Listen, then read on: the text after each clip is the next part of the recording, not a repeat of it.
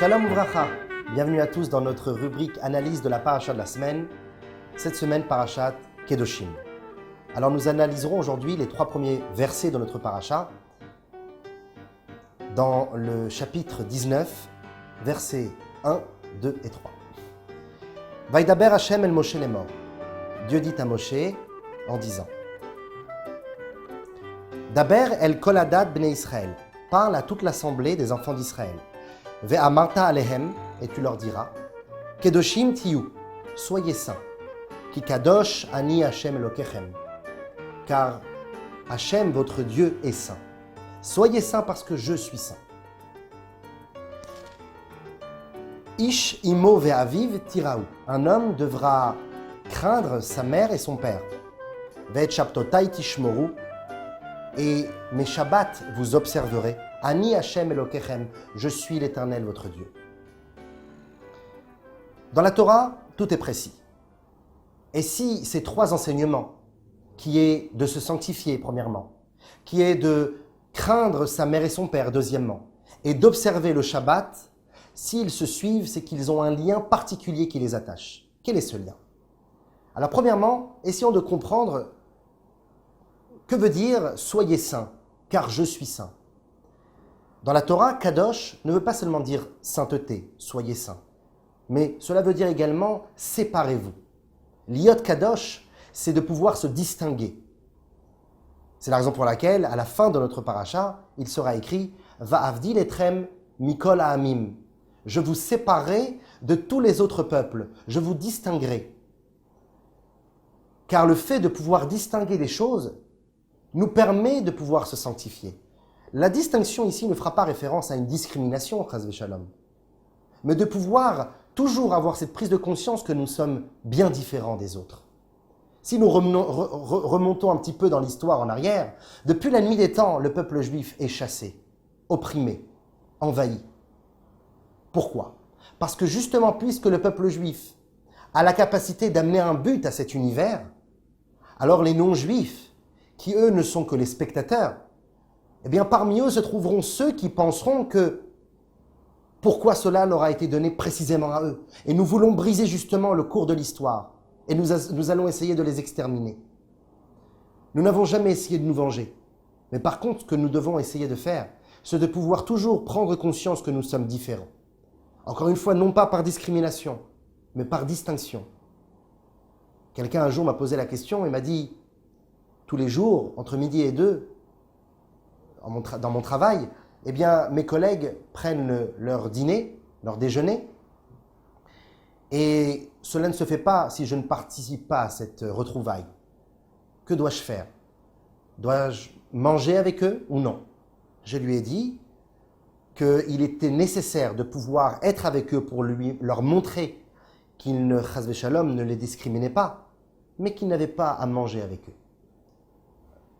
Pouvoir plaisanter, parler avec eux, discuter de la vie de tous les jours, mais sans pour autant prendre part à leur victuailles. Là pourra s'exprimer la distinction justement. Ça c'est un exemple banal.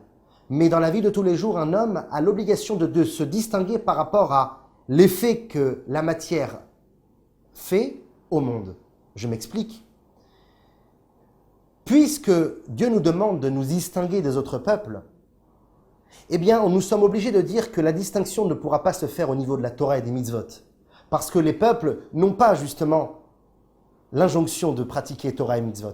Ils ont bien sûr les 7 lois de Noé, mais ils n'ont pas 613 mitzvot et l'étude de la Torah, la science suprême de Dieu que nous avons. Donc, que cela veut dire, distinguez-vous des autres peuples, séparez-vous, sanctifiez-vous. Nous sommes obligés de dire que c'est justement sur des faits matériels et physiques de ce monde. Lorsque Dieu nous dit « Ata bachartanu mikol ha'amim » nous disons à Dieu justement « Tu nous as choisis parmi tous les peuples ». Un choix n'a lieu que sur 2 choses qui sont apparemment identiques. Sinon, ce n'est pas un choix, c'est juste une préférence. Puisque nous sommes justement identiques avec les non-juifs, nous mangeons, dormons, avons des relations familiales, de société, travaillons. Nous avons exactement la même architecture physique que les non-juifs, mais nous n'avons pas la même constitution spirituelle. C'est la raison pour laquelle, à travers notre âme, nous devrons vivre notre vie matérielle, mais d'une autre manière. Pouvoir manger, dormir et avoir des relations familiales et de société différemment que les non-juifs. Pouvoir percevoir la divinité et la spiritualité qui se cache derrière chaque chose. De pouvoir manger comme un juif, marcher comme un juif, boire comme un juif. Dans cela, nous devons nous distinguer. Et pourquoi pas, et c'est le but, pouvoir influencer aussi nos chers amis, les non-juifs, à eux aussi prendre conscience qu'ils ont eux aussi une âme vitale, une âme intellectuelle, qui elle aussi doit se lever vers Dieu, qui elle aussi doit amener un but à leur vie, de moralité et de bonnes mœurs. Car eux aussi, lorsque Mashiach viendra, auront une place avec nous, d'amis, de collègues, et même pouvoir un jour se convertir. Mais nous avons cette mission de pouvoir distinguer, de pouvoir savoir utiliser la matière, mais de se distinguer en essayant et en réussissant à l'élever vers Dieu. Comment y arrivons-on? Grâce à la force que Dieu nous donne. Kedoshim tiyu, sanctifiez-vous, sanctifiez la matière, car Kadosh Ani, car moi je suis saint. Vous savez que Dieu, il est écrit dans la Torah, nous donne des injonctions, des ordonnances seulement parce que lui-même les fait. Tel un patron qui donne des injonctions à son employé, justement parce que lui-même les exécute. Ou sinon, l'employé ne pourra pas le comprendre.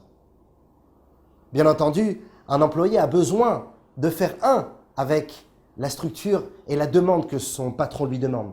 Comment pouvons-nous aimer notre travail si nous ne comprenons pas comment cela marche? Mais de toutes les manières, même si nous n'avons pas encore la capacité de comprendre la structure de l'usine, de ce monde, nous devons se fier aux ordres du patron. Et c'est la raison pour laquelle nous devenons saints parce qu'il est saint. Nous exécutons ce qu'il exécute.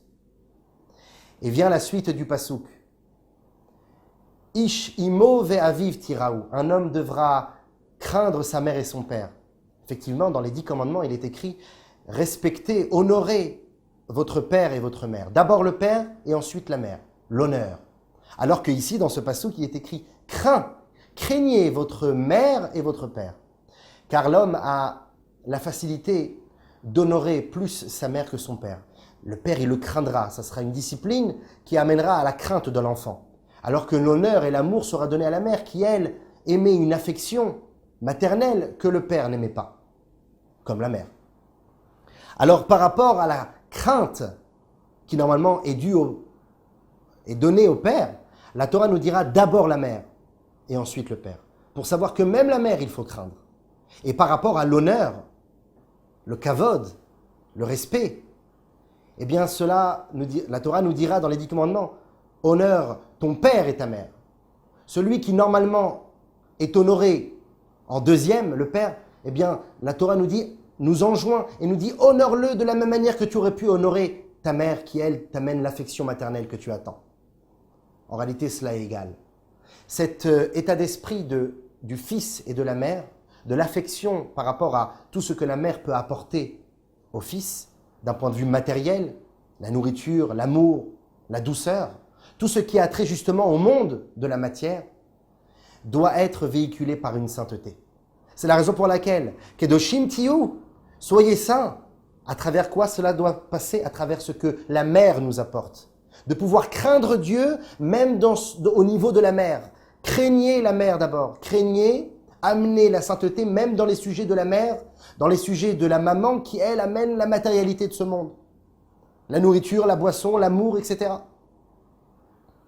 Et tout cela, en n'oubliant pas que le but, c'est de pouvoir transmettre cette idée, comme un parent qui le transmet à ses enfants. Et quelle est la force qui nous insuffle tout cela? Le Shabbat.